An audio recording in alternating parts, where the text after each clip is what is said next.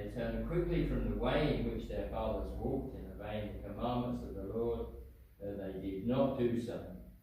And when the Lord raised up judges for them, the Lord was with the judge and delivered them out of the hand of their enemies all the days of the judge.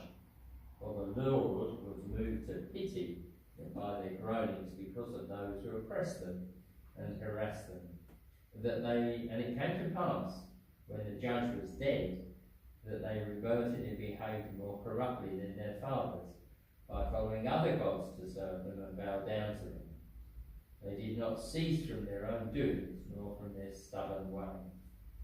Then the anger of the Lord was hot against Israel, and he said, because this nation has transgressed my covenant, which I commanded their fathers, and has not heeded my voice, I also will no longer drive out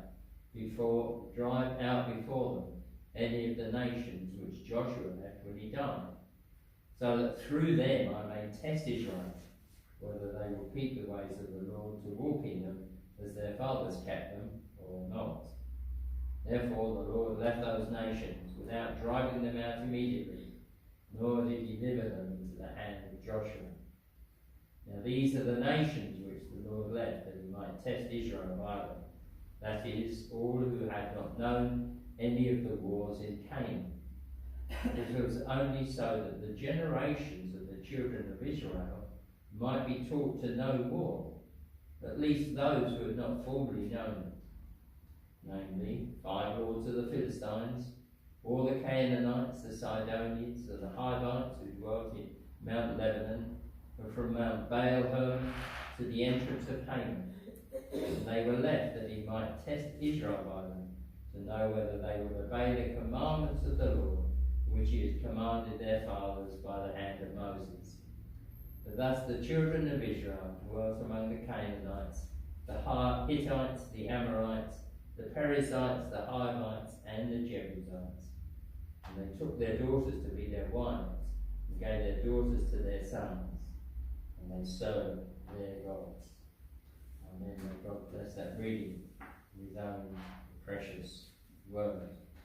Of course, in that reading we have more or less a complete summary of what's going to happen during the whole course of the book of Judges.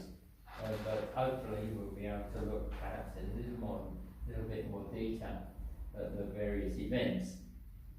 But this evening I'd like to take our starting point from the book of Judges and turn back to, from the book of Deuteronomy, and turn back to Deuteronomy, chapter 7. Just read the few verses.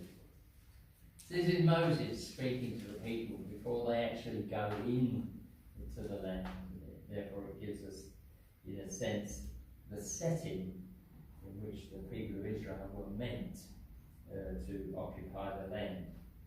And so, Deuteronomy chapter 7 verse 1, when the Lord your God brings you into the land which you go to possess, and has cast out many nations before you, the Hittites and the Girgashites and the Amorites and the Canaanites and the Perizzites and the Hivites and the Jebusites, 7 nations greater and mightier than you, and when the Lord your God delivers them over to you, you shall conquer them and utterly destroy them. You shall make no covenant with them, nor show mercy to them, nor shall you make marriages with them. You shall not give your daughter to their son, nor take their daughter for your son. For they will turn your sons away from following me to serve other gods, so the anger of the Lord will be aroused against you and destroy you suddenly. But thus you shall deal with them. You shall destroy their altars, break down their sacred pillars, and cut down their wooden images, and burn their carved images with fire. For you are a holy people to the Lord your God. The Lord your God has chosen you to be a people for himself, a special treasure above all the peoples on the face of the earth. The Lord did not set his love on you, nor choose you because you are more in number than any other people, for you are the least of all the peoples.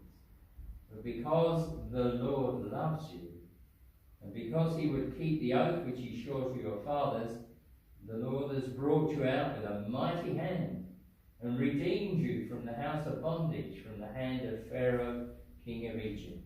Therefore, know that the Lord